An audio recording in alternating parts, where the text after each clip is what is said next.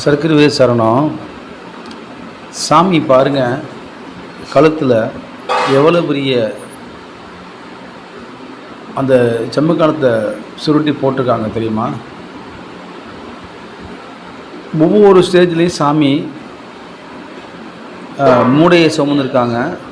அதுக்கப்புறம் பெருமனை மாதிரி இதை சுற்றி கழுத்தில் போட்டு சுமந்துருக்காங்க. இதுக்கு தோகைன்னு சொல்லுவோம். இந்த தோகையெல்லாம் 3 நாள் வச்சுருந்தாங்க. இதையெல்லாம் சாமி சுமந்து காட்டு வழியாக நடந்து கூட்டி போவாங்க. நானும் போயிருக்கேன், அடியானும் ஃபேமிலியாக போயிருக்கோம். இப்போ 3 தோகை இருக்கும். அதை ஆளுக்கு ஒன்று கழுத்தில் தூக்க சொல்லுவாங்க, ஒன்று சாமி கழுத்தை போட்டு கிளம்பி நடந்து வருவாங்க. இந்த மாதிரி ஒரு இயற்கையாக யதார்த்தமாக சாமி சாதாரணமாக வாழ்ந்தாங்க.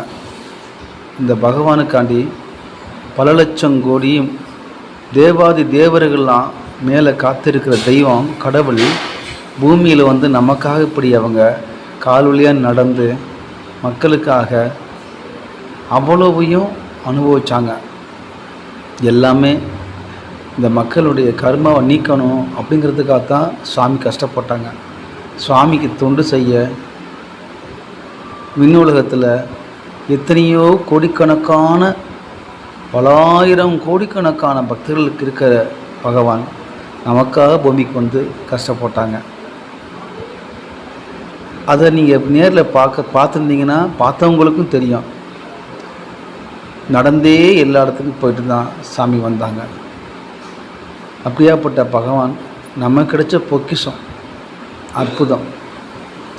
பகவான் இன்றைக்கி நினச்சி வேண்டி கும்பிட்றவங்களுக்கு எல்லாருக்கும் காட்சி கொடுக்குறாருன்னா அதாங்க சாமியோட எளிமையும் மக்களுக்காக வாழ்ந்த கடவுள்.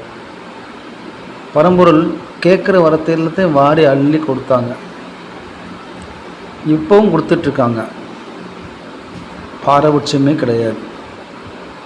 ஒரு ஃபோட்டோவை பார்த்து கும்பிட்டாலும் வந்துடுவாங்க, அவங்க நினச்சி கும்பிட்டாலும் வந்துடுவாங்க. சர்க்குருவே சரணம்னு அவங்க பேரை சொன்னாவே வந்துடுவாங்க.